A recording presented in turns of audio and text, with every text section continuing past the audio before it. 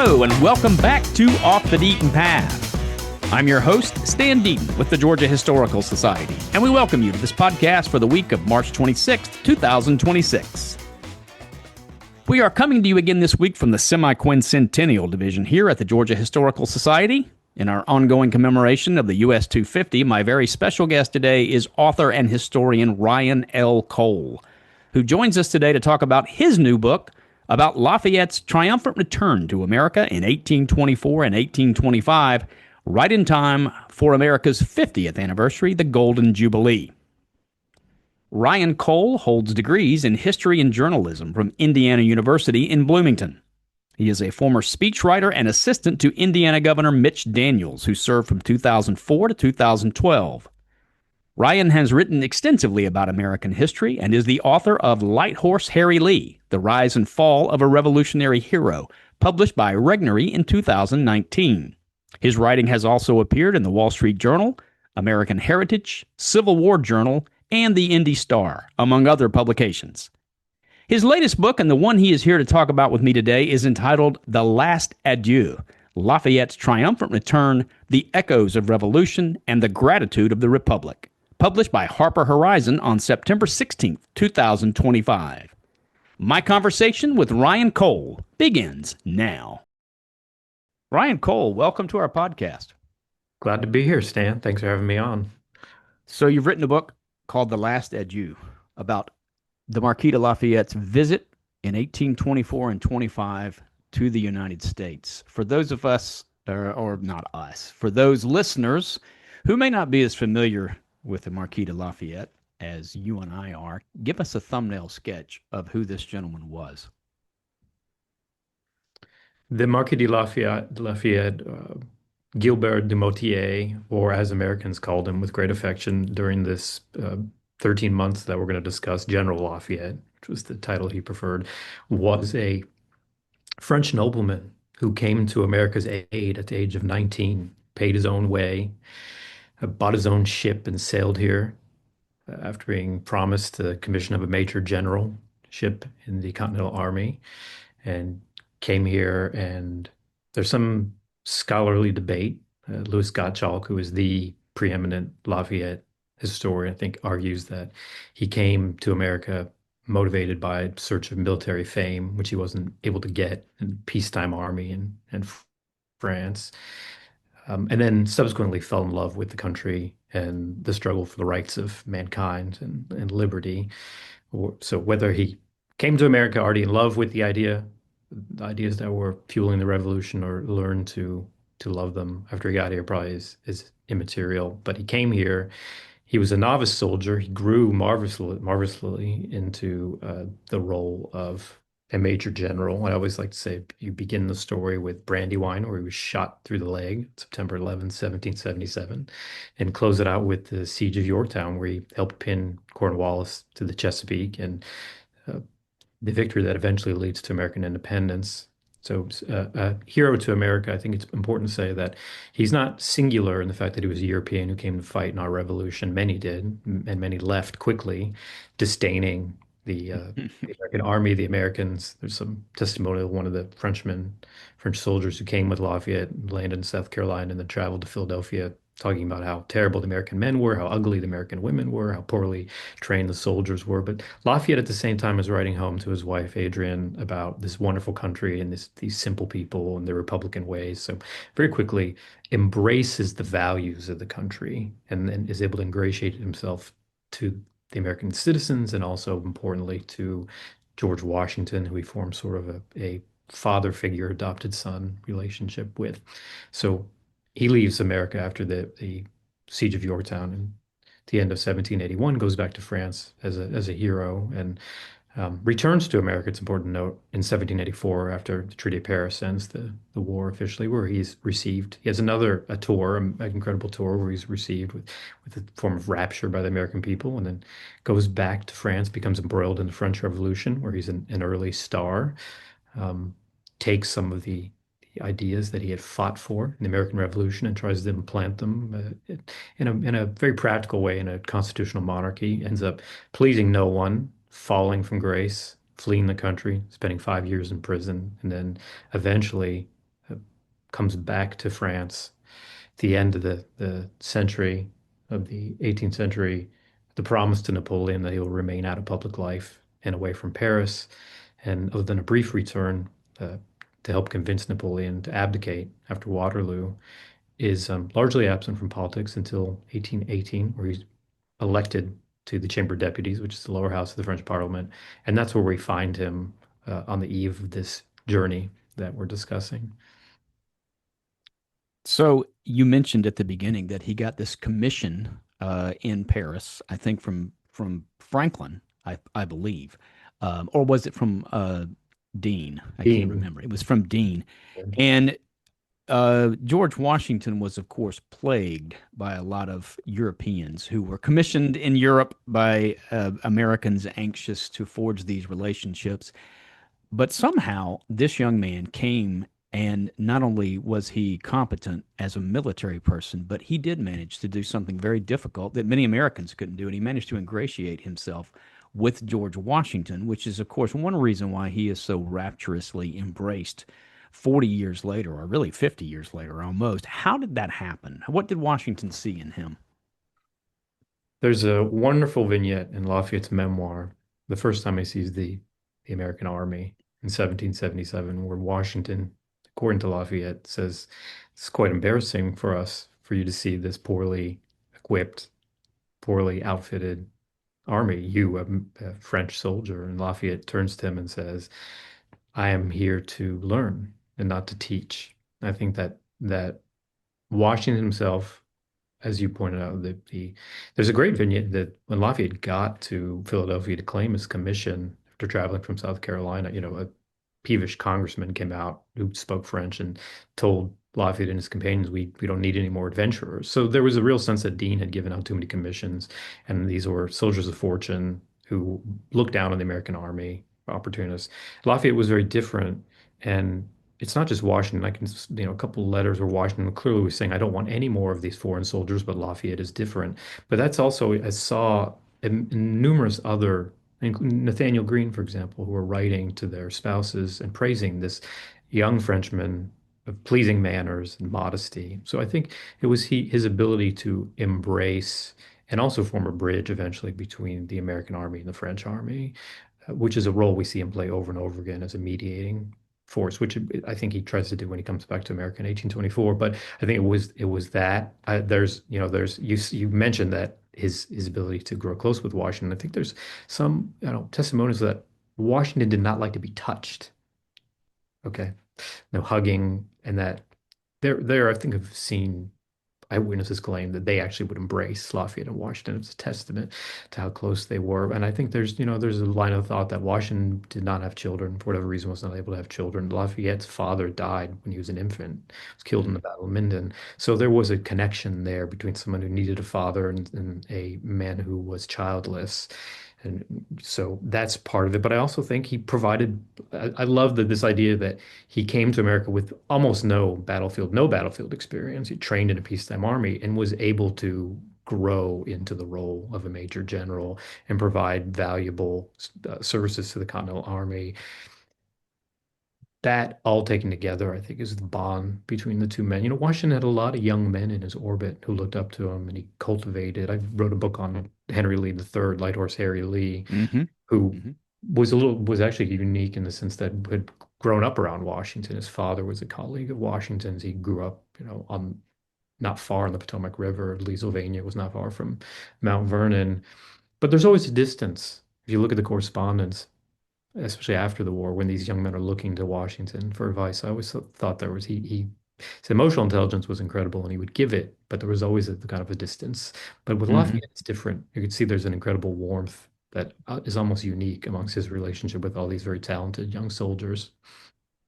Yeah, you mentioned the young men. Lafayette, I know during the war, and we won't dwell on this. I want to get into the meat of the book, but Lafayette was one of three, Alexander Hamilton and John Laurens, and Lafayette, who were in camp. They grew to be great friends and very close, but the Hamilton-Washington relationship has been explored, and it was never father-son. Hamilton kept his distance, invaluable to Washington, of course, as a cabinet member later.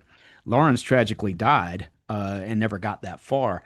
So Lafayette really it was he was unique, I think, among the young men. And in fact, you spend the first 100 pages of your book sort of talking about the background of what brings Lafayette here in 1824. But one of the things was a son named for George Washington, who spent some time at Mount Vernon and got to know Washington's was it his granddaughter Yeah, it Nellie was. Yep. very well, Nellie Lewis. Yep. Hmm.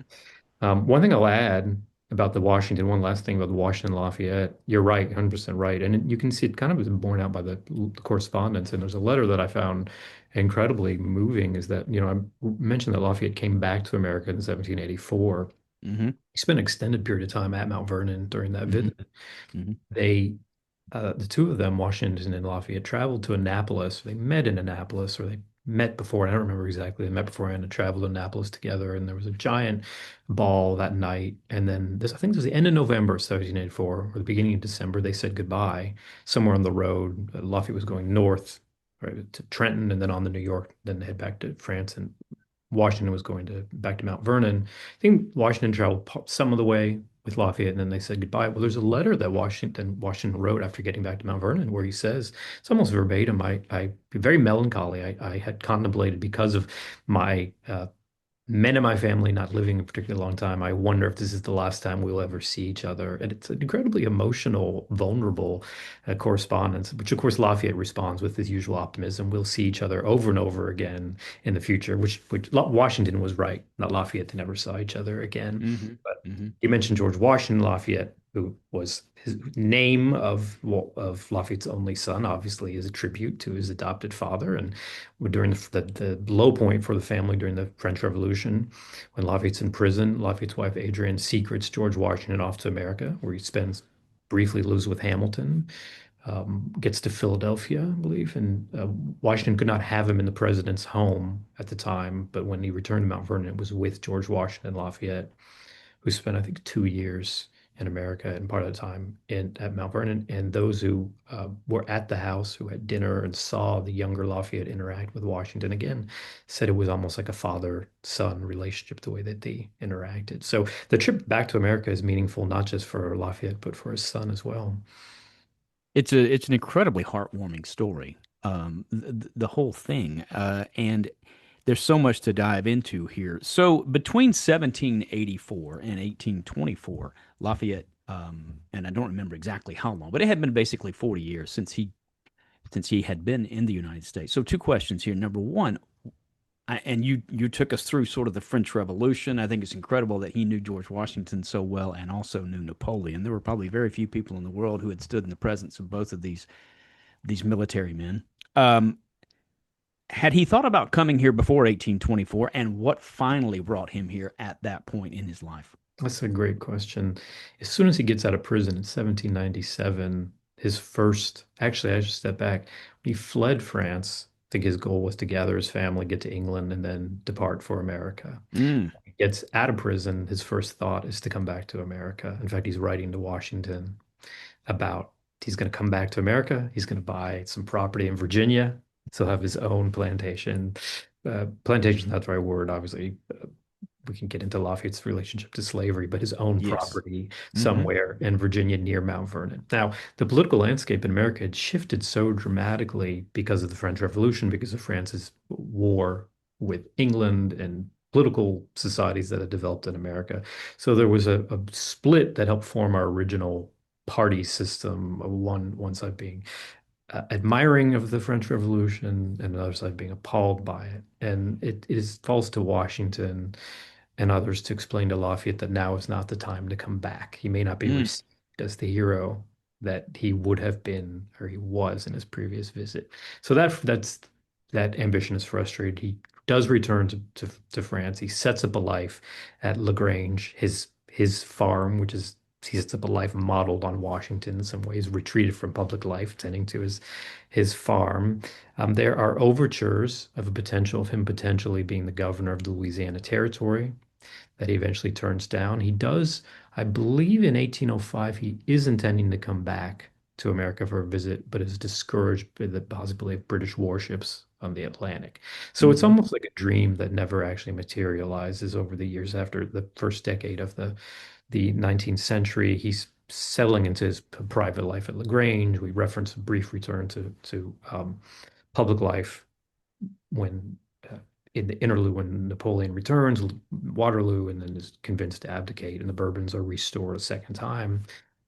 He eventually, I reference, gets back into public life, into politics. So all these things are happening and kind of get in the way of him ever returning again. There's a frustrated, but he always wanted to. And if you look at letters that he wrote at the end of the 18 teens and the early 1820s, especially to veterans, fellow veterans of the Revolution, so regularly expressing a desire to return to America, to see them one more time, embrace them one more time. Quite tender, actually, a lot of these letters, and also to see the progress that has transpired in the 40 years that you referenced. That the country's transformed fantastically since the last Hmm. time he was there. So the desire is there, but he ends these letters by saying, I'm still on the battlefield, in the sense that he's still involved in French politics. He's still trying to reclaim some of the rights that were won during the Revolution and pushed back during the Bourbon Restoration. So he's still actively involved in politics. But at the beginning of 1825, February of 1825, he's voted out of the Chamber of Deputies. So now that battle for the moment is concluded. He can come back to America. And it just so happens that in February of 1825, Congress passes a resolution of invitation, which President James Monroe sends his new minister to France, James Brown, with a letter of invitation, an explanation of the resolutions. So now is the window of opportunity has opened, and Lafayette is going to seize that opportunity and come back to America. You said February of 25. I think it was 24, 1824, age right? 24. I'm Yeah, sorry, I and so misspoke. no, no, and so To Monroe. restate that in February of 1824, Congress passes a resolution of invitation, which President Mhm. James Monroe then sends his new minister, James Brown, with a letter of invitation to Lafayette. Yeah, and we should set the scene here. So Monroe is finishing. He is at the end of a second term. Mhm. This is the so-called era of good feelings. And 1824 is an election year. Yeah. And so Lafayette knows that he is going to he's going to land here in his adopted home in the middle of what is probably a highly contested. There are already several.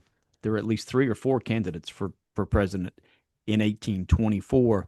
I what I didn't know, one of the many things I learned in your book that was fascinating was who exactly is going to pay for him to get here. You wouldn't think when you always hear about Lafayette or one of the or somebody like him who has this great estate in France. Mhm. But I guess it's sort of like traveling first class around the world now in an airplane. It's not cheap, and so his getting here became something of a thing, if you will. Yeah. So you mentioned the election is an important. I always like to say it's kind of a character. There's a lot of secondary, tertiary characters in this story. So it's kind of Yes. a secondary character. Is this interesting period that you mentioned, the era of good feelings, which is always it's kind of especially I had always heard this, but really realized that doing the research for this book, it's kind of a misnomer. There's a lot of anxiety. There's as Mm, much anxiety as there is accord during this period of time. There's economic transformation, incredible amount of disruption because of technological advances that are reducing the distances and the dissemination of information. I guess you could maybe find parallels to the 21st century if you wanted hmm to try, and it creates a political environment that has economic and sectional interests. Remember that there's an economic downturn in 1819, and then Missouri's entrance into the Union provokes a sectional crisis. So this election manifests these kind of tensions that are happening, and you have four candidates, originally five, because John C. Calhoun is in the election and then decided he's going to run for vice president. But you have William Crawford, who's a Georgian, hmm John Quincy Adams, and Henry Clay and Andrew Jackson all running, all the same party, but factions of the same party. A lot of commentators were wondering if the Union could withstand the contest with this sectional and economic tension. And then on top of that, a lot of new states had come into the Union in the decade leading up to this. And one of the ways to kind of attract settlers was more direct election of presidents instead of through straight state legislatures. So you're having a more dynamic form of democracy that's closer to the people, which will really be, enlarging democracy, which will be part of the Jacksonian era. So this is a prelude to that and a hmm very difficult contest. Lafayette definitely is aware of it. There's a really fascinating series of correspondence between a man named George Irving, who was formerly America's minister to Spain, who's in Paris when Lafayette's preparing to leave in the summer of 1824, who is a partisan of William Crawford. And he's writing to Crawford, and he's alarmed by the idea that Lafayette will come to America and Jackson will benefit because of we're also in an era we should mention. You mentioned Monroe is the last, also the last president from the Revolutionary era. You have a generational change where the first leader who's not of the Revolutionary generation will become Hmm. president. And Hmm. there's a nostalgia for the Revolution across the country. And there's Irving is worried that Lafayette being seen with Jackson will confer a sense of like, an air of the revolution on Jackson. So he's a partisan that's not happy about the idea of Lafayette coming back. And he records to Crawford a conversation he had with Lafayette where he tells him he should not come to America because we're in the middle of this difficult partisan election and you'll only make it worse. And he records Lafayette saying, "No, I will come to America. I will stay out of the election, and I will stress the importance of union above all else to bring the American people together." So he knew what he was getting into. Of course, Irving then is like he has no idea what he's talking about, and no good will come from his visit. But he was obviously Hmm. wrong. But it shows that Lafayette understood the dynamic and had a strategy before he departed in July of And 1824. and did he end up paying his own way? So the resolution that Congress passed offered him a national ship to go pick him up and bring him to America. Lafayette declines. And it's like there's some symmetry here between him originally in 1777 coming to America, paying his own way. Of course, now his finances are a wreck.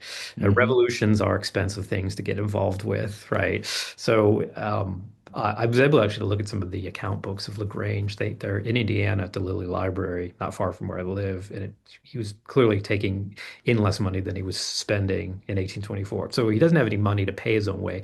What ends up happening is there's a number of ships that run between Le Havre and New York, packet ships, and their captains are offering passage for free.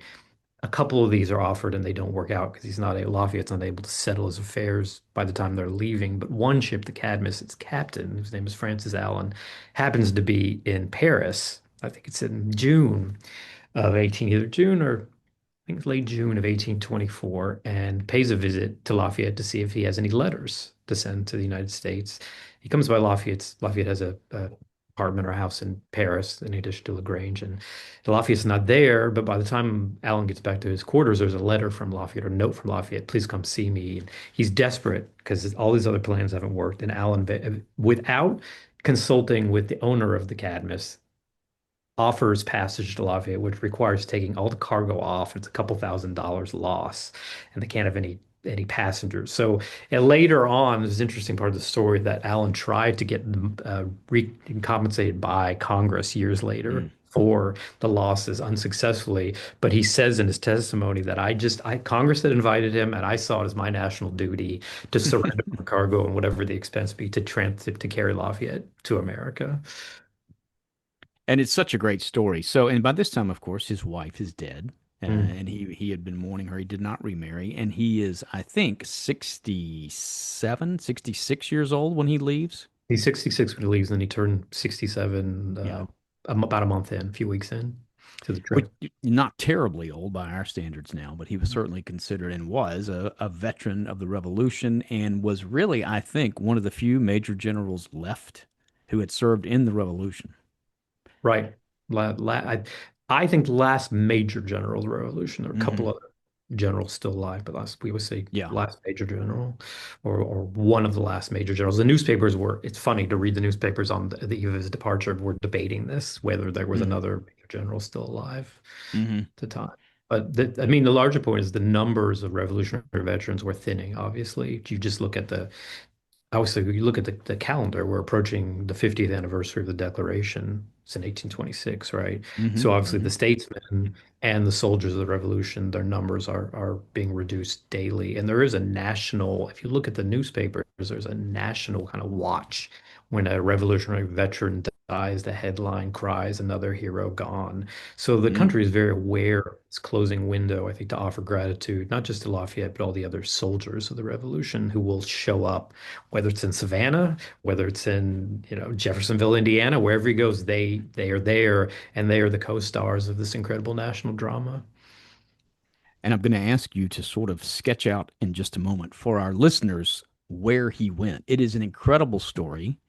One of the things that struck me was he arrived in the United States just right before two things that would have made his entire journey easier. Of course, one was railroad travel. That it Mhm. was probably a decade plus too soon for that. And of course, the telegraph. They did not know when he was going to arrive in New York, which was a great, it's a funny story. He just arrives on a Sunday Mhm. to great fanfare, sort of. And then he travels around. There were 24 states in the Union by 1824, and he eventually, as you said, set foot on all 24, which is an incredible thing to be able to do in the way that he had to travel for a 60 something year old man who, incidentally, that was the age of Washington, 67 when he died. So, but he comes back really as the conquering hero. It's an incredible story of celebration of a man, as you say, and really, I didn't really had never thought about this either. It brings the American Revolution sort of the forefront again to the forefront of the American cultural political consciousness. And from that Mhm. moment on, I think the revolution, as it is right now in the year that we are speaking, has become it became something they realized something precious was being lost. I'm asking you all that by way of saying, once he lands here on August 15th, 1824, take us through the story of Lafayette's journey through America. It's incredible. Well, I just before I get to that, I just have to say it's wonderful when you write a book and someone else articulates what you're trying to say better than you do. That was so No, perfectly said. not at all. Um, No. And then your research but is so impressive. And we're going to talk about that a little bit later about how you had to do this because every newspaper in all these little towns all over America covered this individually. And you just stitch it together into a wonderful narrative. But thank, go ahead. thank you for saying that. Well, on the ship over, so he leaves on July 13th, 1824 from Le Havre, destined for New York. On the journey over, which, to get to your point, to us, 66 doesn't seem that old. I think, in another era was older, lifespans were shorter, but also he had struggled with health. He had health challenges in the years leading up to this. He struggled with gout. He was actually on the eve of departure, thrown into sickness because his sister-in-law was on her deathbed. He had sick grandchildren. He was dealing some personal drama in his family. So he was in a low place health-wise before he leaves. And then these journeys across the Atlantic are incredible. Um, so along the way, in the letters to his daughters, he's saying the itinerary. He's going to get to New York, and then he's going to go to Boston. Boston was one of the first cities to actually extend an invitation. He was also invited to attend commencement at Harvard, and then he's going to go back to New York because the original stay is brief, and then begin to slowly make his way to Washington. Now, I think one of the points here is that he didn't want to go directly to Washington. One reason was that Congress wasn't in session, and also there was intentionally he did not, I don't think Monroe did not want this to be seen as a public tour, that it was sponsored by the government. This was what they wanted this to be seen as a tour of a private citizen, not something that was rigged by the United States government. So the eventual his eventual course is through New Jersey, Philadelphia, Baltimore, then eventually get to Washington. So what ends up happening is that he gets to New York, as you mentioned, he gets there on the 15th, which is a Sunday, and a lot of states and localities had loose laws that prohibited travel on the Sabbath. So he gets there on the Monday, and it's just an explosion. There's a flotilla that takes him from Staten Island where he lands. I love saying this. When he gets to Staten Island, he's greeted by Vice President Daniel Tompkins, who's kind of like his last official duty as a public Hmm. person, Daniel Tompkins.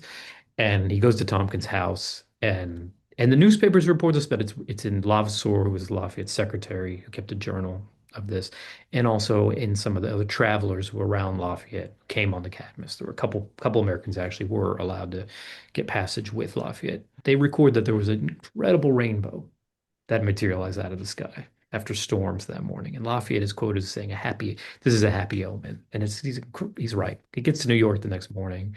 A flotilla of steamboats takes him there, and he steps off the battery, and just and I was going to say 13 of the happiest months the country ever knew began. Mm. I would say the greatest tour ever, with apologies to Taylor Swift fans or Beatles fans, the greatest tour of a public person in American history began. And to paint the scene, he stops at Castle Garden, which is now called Castle Clinton, which is a fortification on the Battery there in Manhattan, and then is travels in carriage up to City Hall, and the picture that is painted in the contemporary newspapers is every woman is waving a handkerchief or throwing it at the carriage. Every man is screaming. There's flags everywhere and bunting. Um, people, some of these men are actually running to the carriage and trying to unhook the horses so they can carry it themselves the rest of the way to City Hall. When he gets to City Hall, black, white, rich, poor, young, old, all are lined up to shake his hand, to tell him, thank you. I'm one of the like 10 million that owe you their liberty. So thus Mm. begins this incredible celebration of liberty. And I loved how you said it's kind of the restoration of the revolution into the public mind. So he departs quickly for Boston. This incredible trip along Long Island Sound, where the contemporary accounts say that the train of followers behind Lafayette's carriage so long that it's kicking a huge cloud of dust into the sky. And anyone anywhere near it for miles is choked by it. People are following. If he's not coming to their town, they'll go to a town where he is. If they miss him, they'll set off in hot pursuit. Schools are out. Children are running in the roads trying to catch a glimpse of, as one reporter says, the Marquis de Lafayette, as the little boys are pronouncing his name. Businesses are closed. He gets to Boston, and obviously he describes it as the cradle of the revolution. There's this incredible spectacle where thousands of young children are gathered on the common. One breaks rank and is lifted up to his carriage and presents a wreath of laurels. And it's just spectacular. And then also, I always like to, something that I think people find very fascinating is that when he goes to Harvard, I think the day after or 2 days after his entrance into Boston, there's one of the great. I love looking at the toasts at all the banquets. Toast to Lafayette, to George Washington, to Nathaniel Greene, to Benjamin Franklin, to Andrew Jackson. What was it? One of the toasts is, may America grow old and may Europe grow young. I thought that was Hmm. fantastic. But then I realized Hmm. the first generation of Americans had grown old. And when he's in Boston, he goes and visits John Adams, who's Mm. will die in July 4th, 1826, is in a state of decrepitude by his own admission. He tells Lafayette he can't come see him in Boston. So Lafayette goes to Quincy. And in Adams' grandson, Charles Francis Adams, John Quincy Adams' son, who ends up being America's minister to Great Britain during the Civil War, is a Hmm. student at Harvard at the time, keeps a journal, very detailed journal, and he's there for the dinner and he records how his grandfather comes back to life momentarily by being with Lafayette and reminiscing about the revolution. So this wonderful letter that Lafayette writes shortly after this, where he's talking about what's happening in the country, and part of it is a political reconciliation, where the Americans are less interested in the election, newspapers are less focused on partisan venom, and they want to talk about Lafayette. And Lafayette says it's all because memories of the revolution have come back to life. And that follows him back to New York, incredible party at the Castle Garden, which it's an army of laborers turned into this amphitheater to host the greatest outdoor celebration in America's history. Lafayette goes to Philadelphia. One favorite thing about the Philadelphia, it's brought the into Philadelphia from the armory at Frankfurt in a procession modeled off the Roman triumphs, where the triumphant general comes to Capitoline Hill and the Temple of Jupiter trailing the spoils of war. Only Lafayette comes with veterans of the Revolution and the city's merchants and printers and civic associations. To his destination is what was described as called the Old State House. In August of 1824, when the planning began, the room where the Declaration was written is saved from oblivion and restored, or I should say, it's turned into a tribute. John Hmm. Quincy Adams in his diary has this kind of snarky comment. It doesn't actually look like the room where the Declaration was debated and declared. It's more of a contemporary tribute, but that is saved. And I noticed in the planning committee's minutes that when they were talking about refurbishing it, they referred to the building as the old State House. By the time Lafayette arrived, it's being called the Hall of Independence, our Hmm. Independence Hall. So the Hmm. idea of Hmm. preserving this as a sacred place related to the Revolution begins during Lafayette's visit on to Baltimore, where Washington's old war tents are waiting at Fort McHenry, and then eventually to Washington City itself, where the Hmm. dome of the Capitol is finished in time for its arrival, and he gets to the White House. A wonderful recollection of his secretarial officer who says, "You say this simple home and simple sovereign, and how the elite of Paris would say, "Oh, dear Lord, how bourgeois this whole thing is, this whole milieu is," which is wonderful. And then of course the what I think is the great set piece, the visit. He goes to Mount Vernon and into the Yeah. crypt. Let me pause you right there because the other thing that of course is happening, and you beautifully describe this in the book, is from the beginning in New York, Lafayette is overwhelmed by emotion. He anticipated a reunion with the country and probably with some individual soldiers. But from the beginning, one of the things that just comes across is there's never everybody's always in tears because witnessing individual reunions, the revolutionary veterans, as you first of all, they're thinning everywhere. Much in the same way that 50 years after the end of World War II, we realize, hey, we're losing these veterans. You begin to see monuments. This is when you see Saving Private Ryan. There's this interest. And suddenly these revolutionary veterans are finally getting their due and they all want to talk to him, they want to touch him. His memory was astonishing. You note several places over and over again where he someone walks up and says, "I'm so and so," and he, "Ah, yes, I remember you from here, from here." They embrace, they cry, people watching this cry. It's just incredible how emotional this had to have been because he's standing in for Washington and all the other veterans who were gone by then. He is, as you said, the revolution come back to life. And so by the time he gets to Washington, D.C., and by the time he gets to Mount Vernon, there is this overwhelming sense that no one in the country wants to miss this. They don't want to miss seeing him. As you mentioned, they flock to him, they stand in front of his carriage. So pick that back up at Mount Vernon and describe to us what happened there. Well, you really get to the heart of it. It's a phenomenon of popular culture. It's hard to, I mean, I was joking about mentioning Taylor Swift, and it's not No, but inappropriate, but no. it's something I try to conjure up something that contemporary Americans could relate to, Hmm. where it's so consuming, but this is all consuming, and then there's a civic component too, because you're talking about all these old veterans of the Revolution showing up and another generation of Americans having a chance to say thank you, to recognize them. So it's Hmm. not, it's a phenomenon of popular culture, but it runs deeper than that. But it is all consuming. You're right in saying that. And I think you're also 100% right that as they were looking at Lafayette, they were seeing, we talked about this at the beginning of the conversation, the adopted son of George Washington. He's called that over and over again. His name is mentioned in tandem with Washington everywhere, whether it's banquets, the toasts, speeches, the transparencies that are lit wherever he goes. So him going there is obviously like it's a set piece. Now remember, Lafayette also some was an incredible skill at what we would call today optics, imagery. So obviously going into the crypt at Mount Vernon, then With a reemerging. crowd of onlookers, right, Yeah, watching him. Yeah, and with his Lafayette's son.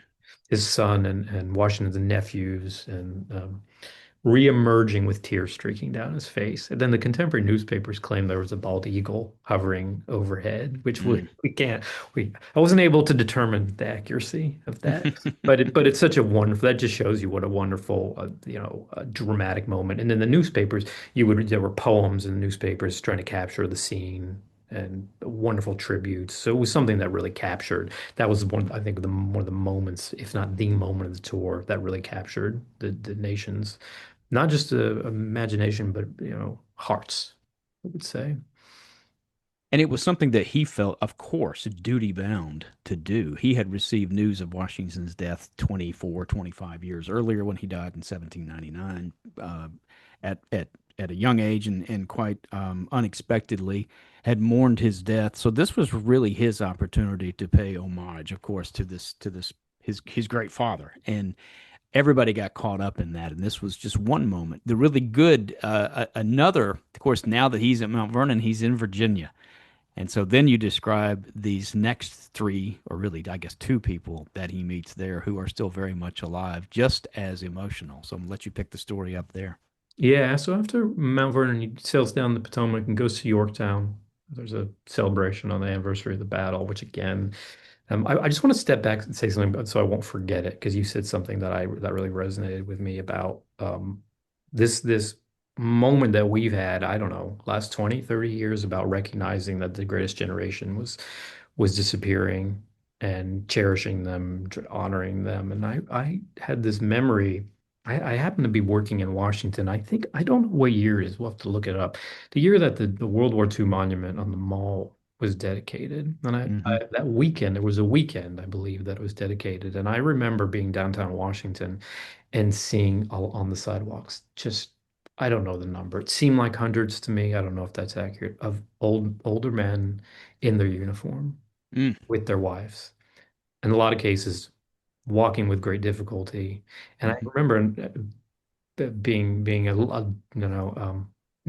maybe not being in a place in life where I totally understood the huge significance of it, but I knew that something very special was happening. That was we will not pass this way again. Yeah. Seeing those men, and as a young person, it was me seeing and knowing how much I owed them, and for them, I realized it was a lot of probably their last opportunity to get that recognition. And I think it's something very comparable to what's happening here with the soldiers showing up in the country's attitude. So I think it's a wonderful comparison to the story we're talking about. So we'll jump back into Virginia. After Yorktown, he heads to, with difficulty, because there's so many celebrations along the way that interrupt. He gets to Monticello, where he there's so many little vignettes here. But when his carriage gets to the top of Carr's Mountain, where Monticello is, he steps off. Jefferson steps off his portico and they move slowly. Lafayette's limping. Jefferson's walking, awkwardly, and they eventually speed up and run into each other and embrace and kiss each other on the cheek. My dear Jefferson, my dear Lafayette.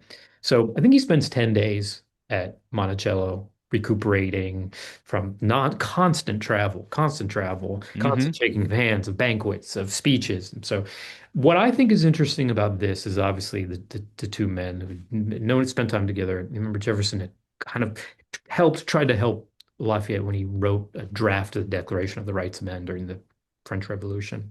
The reunion is interesting, but you can kind of piece together from the correspondence after Lafayette leaves Virginia and goes back to Washington that they were discussing slavery.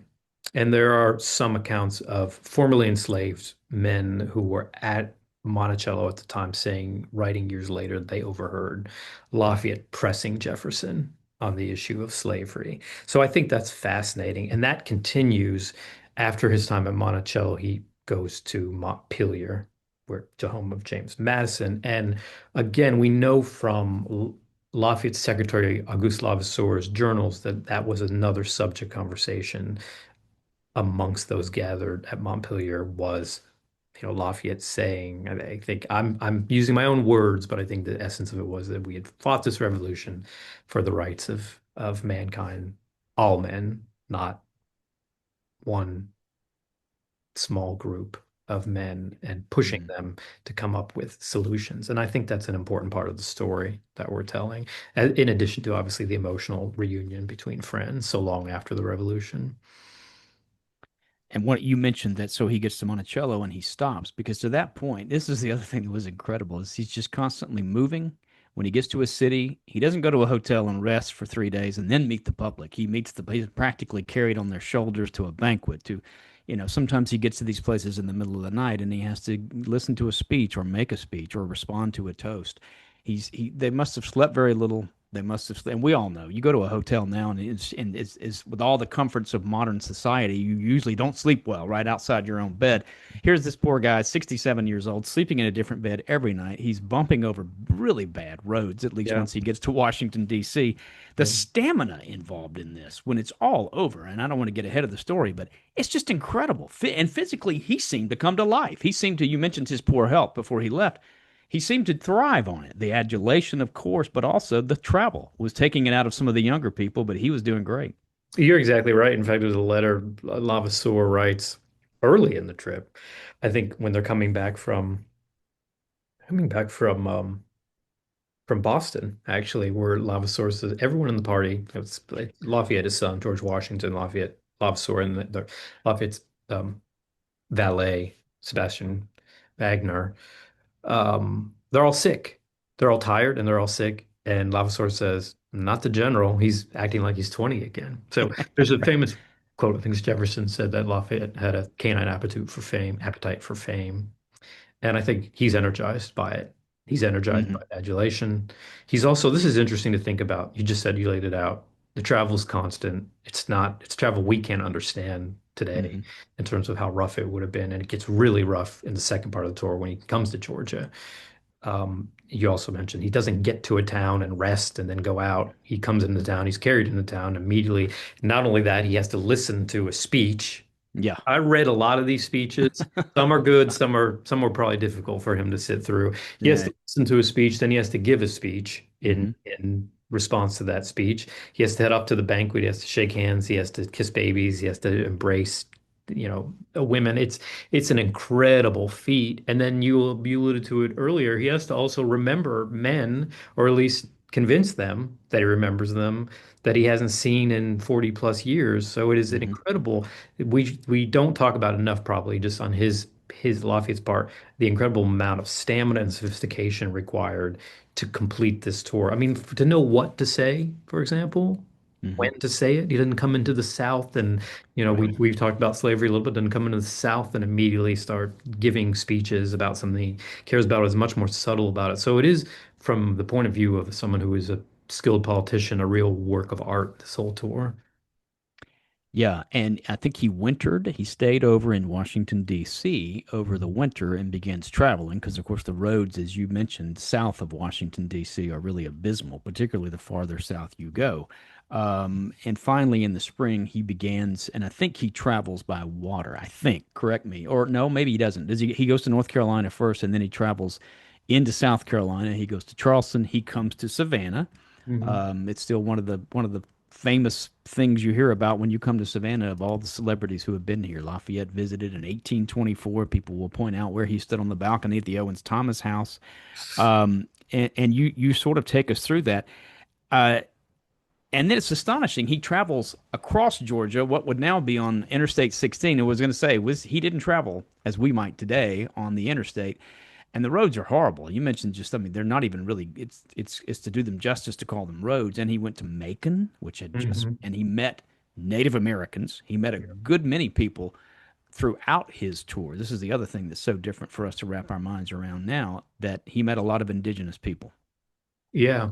So the itinerary or the choreography is that he does winter in Washington. So we talked a little bit about the first half of the tour, New York, the eastern or the Atlantic seaboard, Mm-hmm. to Mm-hmm. DC and Virginia. While this is happening, he's getting invitations from the southern and western states. I think Georgia's comes in February of 1825, early 1825, and he's determined he's going to visit all of them. But this is you mentioned this is difficult to do because obviously these, especially in the western states, you have sparsely settled communities. It's going to be much more difficult to travel. And so he's convinced by members of Congress and some friends in Washington to stay in Washington until the spring, to wait out the winter. It'll be difficult, but less difficult to leave after the thaw begins.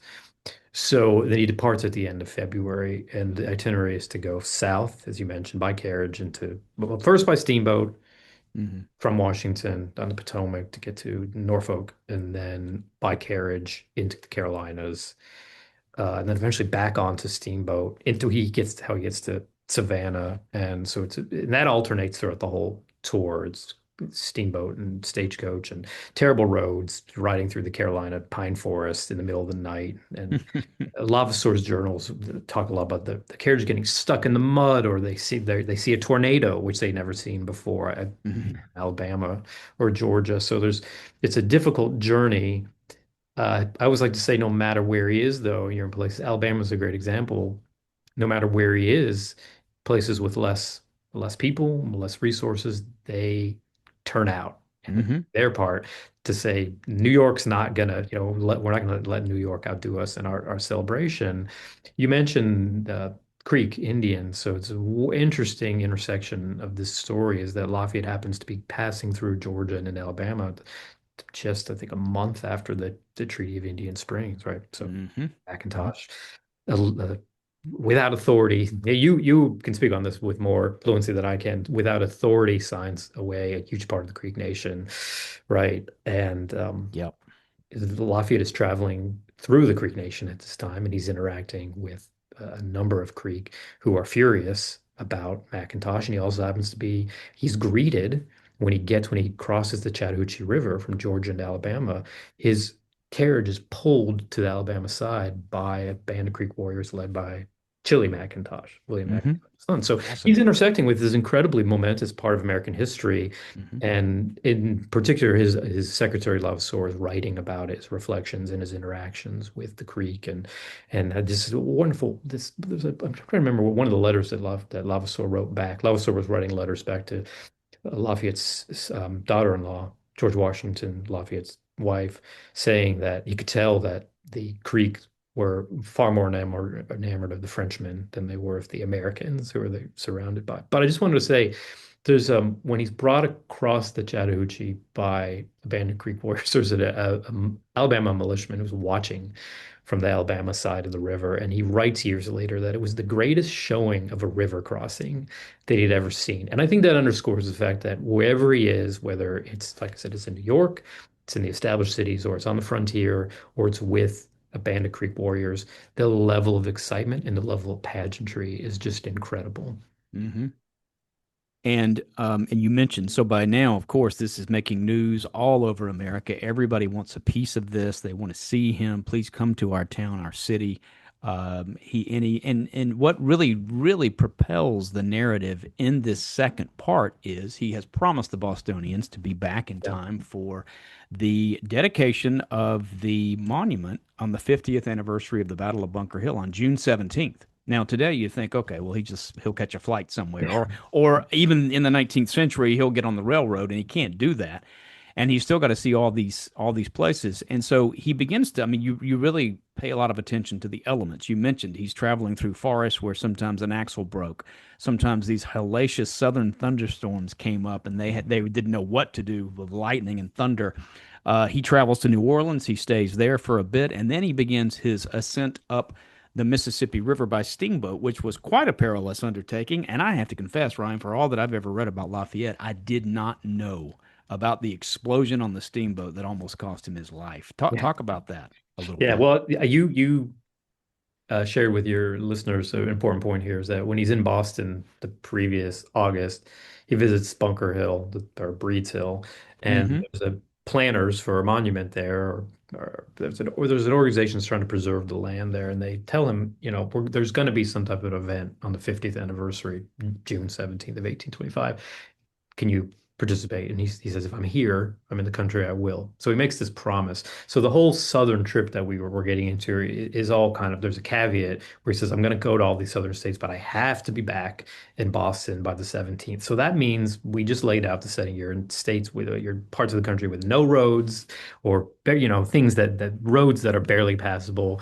Hmm. Steamboat travel is based unregulated and dangerous. And Americans, there's I'm trying to remember Fanny Wright, who is a Scottish author reformer, who was kind of traveling, corresponding her own journey with Lafayette.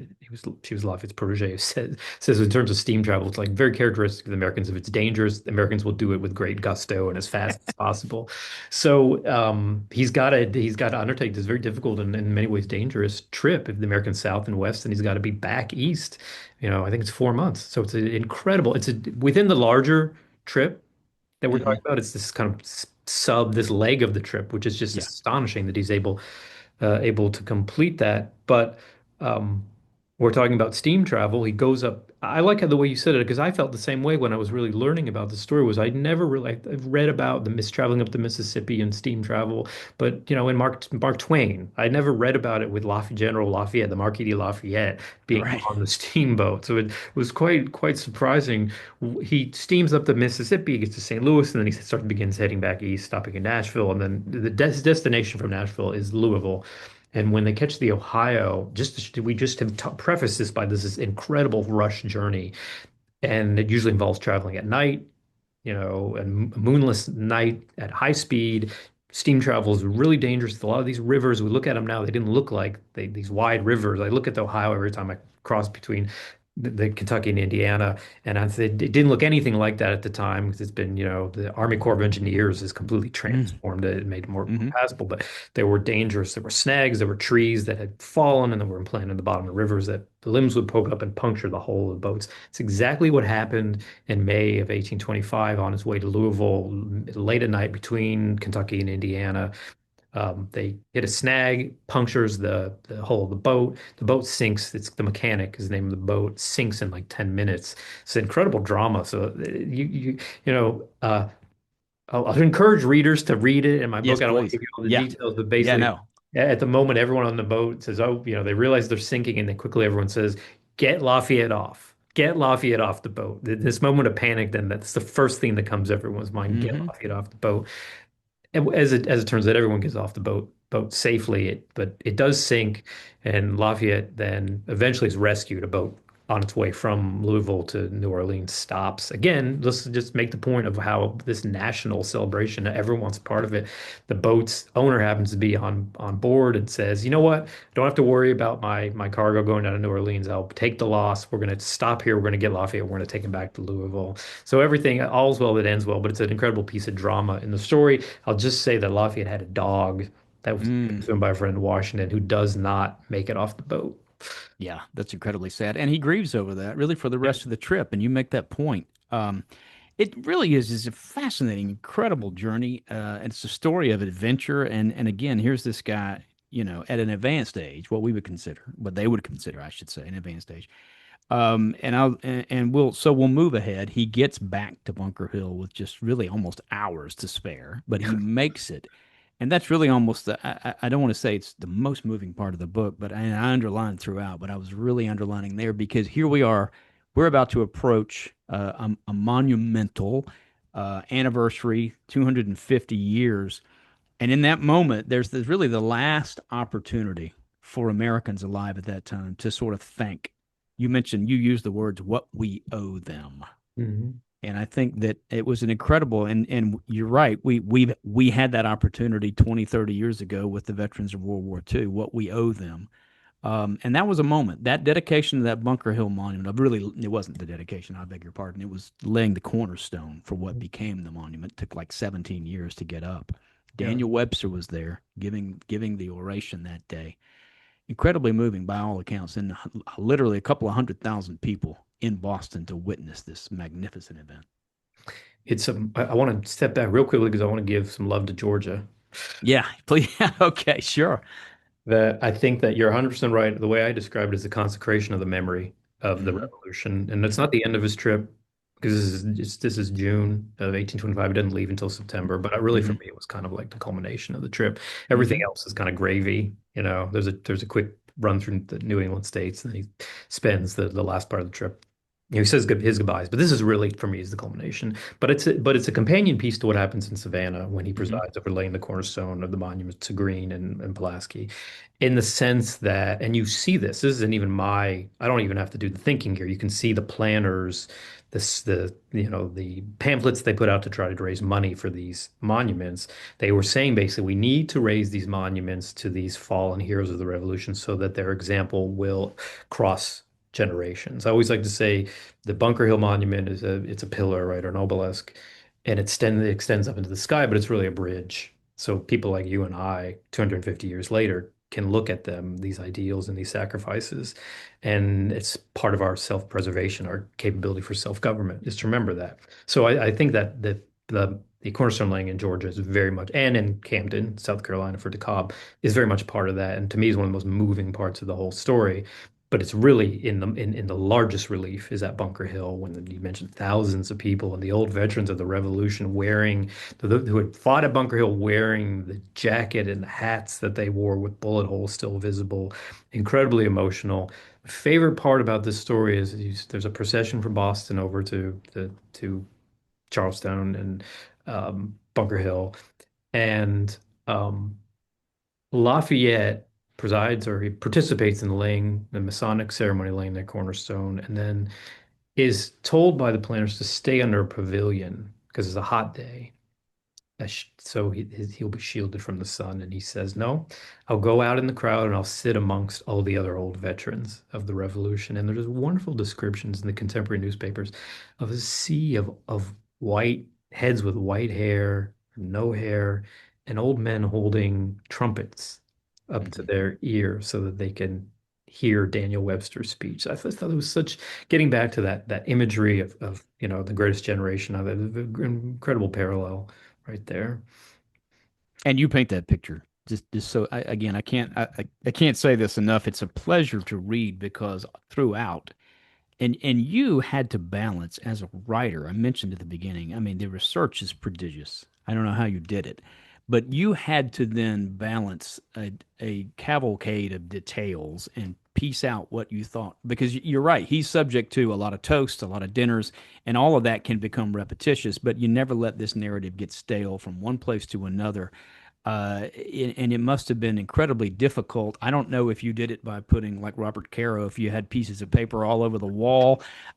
Tell me a little bit about the process of writing this book. We'll come back to the Revolution in just a minute, and I want to be mindful of your time here. But how long did it take you to do this, and how did you juggle all of these tremendous details across? How many miles did he travel? Like 6,000, something like that? Yeah. 24 states, 6,000 miles, 13 months. You know what I realized I have been I've been starting to say in the last couple of weeks that he was in 24 states, but he actually was in 25 states because he was in part of Virginia that's now West Virginia. Yes. So it's even like let's give West Virginia some let's get them involved too. Hmm. I started writing in 2019. So it was some pauses along the way to Hmm. deal with other things and life and work. And the most intense research and writing was I think 23, 24, then into 25, early 25. That I think I had the digital version of the Robert Caro paper everywhere, Yeah. manuscripts everywhere. I think the best way to describe the strategy was that I was determined to try and figure out what Lafayette was feeling during this trip. I think that was important. And then obviously Levasseur is kind of the primary, his journals are the primary source for this, but I also wanted, when I realized there's letters that Levasseur wrote, and a lot of the content of those letters is in the journal, but there's a lot of material in there that's not, that's really illuminating. To me, that was kind of the starting point. Like, I gotta convey what Lafayette and the people he's traveling with are feeling. That's important. But what ended up happening for me was, um, and again, Georgia plays a part in this again, is that I was, I can tell you specifically where I was. I was at the Lilly Library in Bloomington, Indiana, on the campus of Indiana University, national champions 2025, 26 Thank you. football. Um, Yes. and I was, Congratulations. thank you. They have a fantastic Lafayette collection and they have a lot of material from 1820, 23, 24, 25. So really Mm. relevant to the subject. And I found a letter that was written by a woman whose name I didn't recognize to another woman whose name I didn't recognize. And as I'm busy trying to find Lafayette letters or letters from George Washington, Lafayette or Levasseur, it was one of these deals where you go to the archives at noon and you think you'll get it all done, and then it's 5 o'clock and the librarians are telling you to get out. 10 minutes left, and I say, I don't know if I want to read this letter. I don't have time, but I better read it. And what it was a young woman who had come, I think, from Albany or Buffalo down to New York City on September 6th, 1824, Lafayette's birthday, and snuck into a celebration that the Society of Cincinnati were having. And it was her telling her sister all her impressions of meeting Lafayette, what it was like to see him. And then more importantly, it was a meditation on what this all meant. And there was a reflection over this kind of Lafayette mania is quite silly. And is it compatible with our Republican values, which I think would have been felt in a more intense way, only 50 years away from the revolution. And she landed on when you see the old veterans of the revolution, you can't help but feel, the pull of gratitude at your heart. So if there's ever a moment for this type of over the top celebration, it's now. And I found that seeing that brought the event in to me in vivid detail and emotional detail like nothing else. And then I became fixated on trying to find as many what I would call eyewitness accounts. If you're a newspaper reporter, these are your primary sources, your man and woman on the street. And I thought well, that was the best way to try and tell the story from the average Americans, everyday Americans, what they were feeling. A lot of it was great because it provided great detail and over the top, parts of the story. But the thing that moved me the most was that many, many, many of them were thinking about the larger meaning of this, and it usually landed on this is not just a silly exercise in pageantry, but it is an exercise of gratitude towards Lafayette, towards the veterans of the Revolution, towards the widows of the veterans of the Revolution. And to me, it was that was something I just tried to find every single one of those that I could. And I feel like they told the story in poetic words in a way that I couldn't. And I was very grateful to have their assistance in this project. And in fact, I think that's how you begin the book is talking about 50, 60, many years later. People could still vividly remember seeing this hero of the revolution, somebody who stood with Washington and remembered vividly what it was like to see him and that sense of gratitude. It's really incredible. And at the end of the book, he takes his leave of John Quincy Adams in the White House, and that whole that to me again was one of the most emotional parts of the book. I confess, I got tears in my own eyes reading that because the sense of overwhelming sadness that he is taking leave of America for the last time, and how much he loved this place, and how much they all loved him. Incredibly emotional scene. I think that after they Adams gives a very eloquent speech, Lafayette gives an emotional retort, and then they hug and hug again and hug again. And there's this sense of Lafayette not wanting to leave, of kind of Mm-hmm. wistfully looking. Of course, it all takes place at the White House, Mm-hmm. wistfully looking to the door and not wanting to leave, but eventually having to go. And then there's a somber procession down to the Potomac, and then departure by steamboat. And then my favorite part of this was that going past Mount Vernon.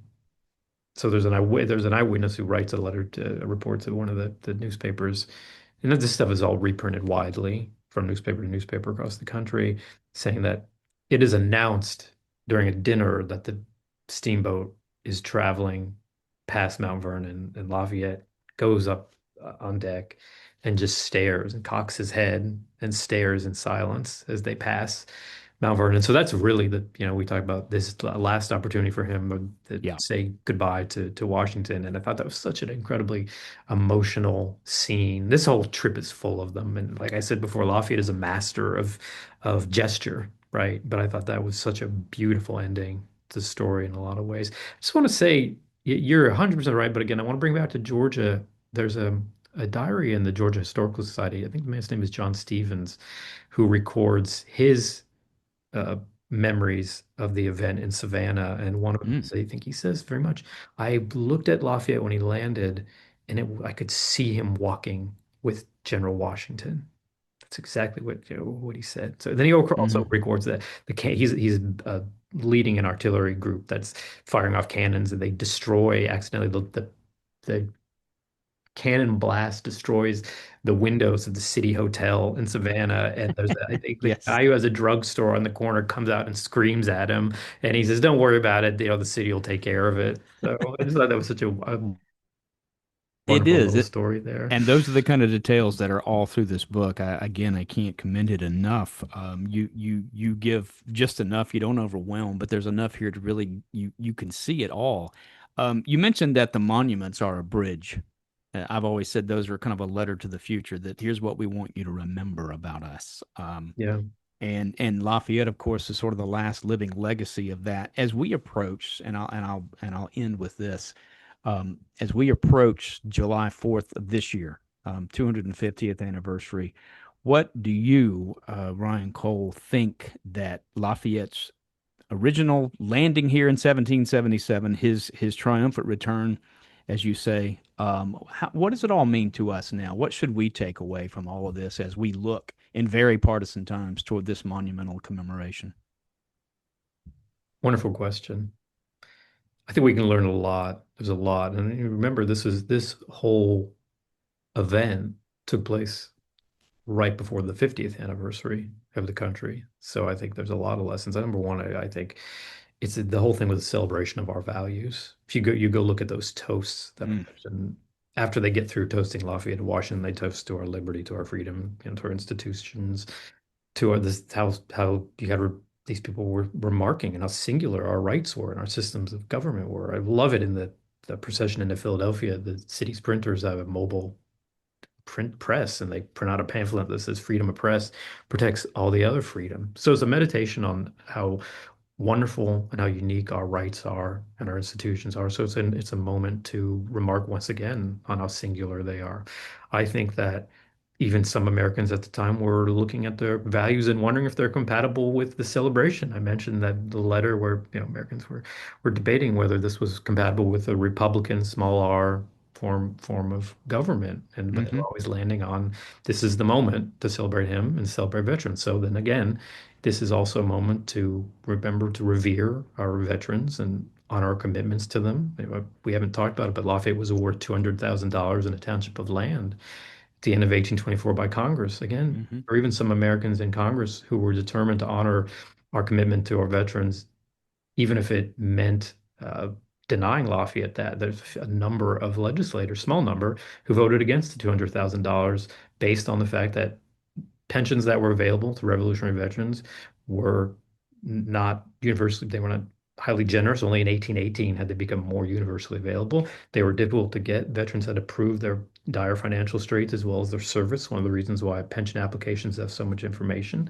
Some of these legislators were saying, I'm not giving Lafayette $200,000 with so little debate when I've got veterans of the Revolution regularly begging me for assistance. So it's a moment for us to remember our those who have won our freedoms, not just in the Revolution, but in every conflict since, to honor our commitment to them, to revere them. Again, you mentioned politics. It's a moment for us to remember to come together as the country did in celebration of Lafayette and the veterans of the Revolution. I would never say to abandon important political debates because the revolutionaries fought a war of independence for us to have them, but to find space outside of them to remember our common citizenship and our common history. It's a wonderful moment for memories of the revolution to become alive once more. And then I think most importantly, Lafayette traveled the country and he was amazed by the progress in the 40 years since he had last been stateside and the 50 years since the revolution, the growth of the population. It spread west, the proliferation of institutions of what we would call civil society, hospitals, charities, and museums, and engineering feats like the Erie Canal, right? But also, particularly when he was in the South, I should point out that slavery was still legal in some of the northern states, had just been sunsetted, but in particular in the South, the sight of slavery and the sight of racism made him heartsick. And I mentioned earlier, he didn't show up in Savannah and give speeches attacking slavery. But, I think I'm pretty sure that there were notices put by the city in Savannah that no slaves, no people of color to participate, were not permitted in any of the celebrations. But what does Lafayette do when he gets there? He meets publicly with Black men who had participated in the revolution. He's in New York. He visits the free school for Black children in Manhattan. My favorite is when he gets to New Orleans, he specifically asks for the reformation of a battalion of free Black men who would fought alongside Andrew Jackson in defense of the city. So he speaks by gesture. And I think what he says is the revolution is a great success. It's what self-government the flourishing possible by self-government is incredible. And he wants to share that, of course, with Europe. But he also saying, great work remains, but the founders left us the means to continue on that work. And I think that's the story of our country. Every generation is tasked with continuing on that work. And I think that's one of the great lessons from the story for the 250th of our country. I couldn't say it any better than that. That's a great way to end this. There's so much more to talk about, but it's in the book, and I cannot recommend it enough. It's called The Last Adieu, Lafayette's Triumphant Return, The Echoes of Revolution and the Gratitude of the Republic. It's published by Harper Horizon. It came out on September 16th of 2025. Ryan Cole, thank you for doing this. Thank you for making this moment in our history come back to life and reminding us of the debt we owe to all of those who fought the revolution, who lived before us, and who walked the land before us. I can't thank you enough. Continued good luck in everything you're doing in your projects. Thanks for having me on, Stan. I really enjoyed our conversation. My thanks to Ryan Cole for joining me on this podcast. You can find out more about his book at harpercollinsfocus.com. The hardest working producer and engineer in show business, the producer of this podcast, as well as the czar of our Tallahassee office, is our very own and indispensable Brendan Cannonball Crellin. Learn everything about the Georgia Historical Society at georgiahistory.com and the Georgia History Festival at georgiahistoryfestival.org. If you're a fan of Today in Georgia History, and who isn't, check it out at the completely redesigned website at todayingeorgiahistory.org, and you can see it and hear it currently airing twice a day on TV and radio on Georgia Public Broadcasting. You can find this podcast anywhere you can find podcasts, including YouTube and YouTube Music. You can also find Off the Beaten Path on the podcast app on your phone, and I would ask you to please leave a review on the Apple Podcast app, which would be most helpful and appreciated. If you enjoyed this podcast, please follow, subscribe, and share with a friend. And drop me a line at sdeaton@georgiahistory.com. Be sure and like Off the Beaten Path on Facebook as well. You can also treat yourself to every podcast, every blog, and every video entitled Dispatches from Off the Beaten Path at deatonpath.georgiahistory.com. Stay safe, stay strong. I'm Stan Deaton with the Georgia Historical Society. As always, thank you for listening.